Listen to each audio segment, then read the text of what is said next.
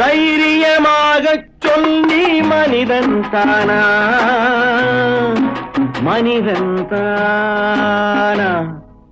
இல்லை, நீதான் ஒரு மிருகம்.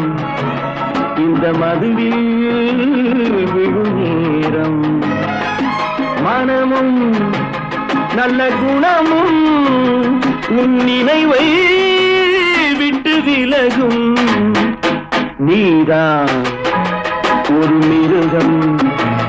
இந்த மதுவில் விழும் நேரம்.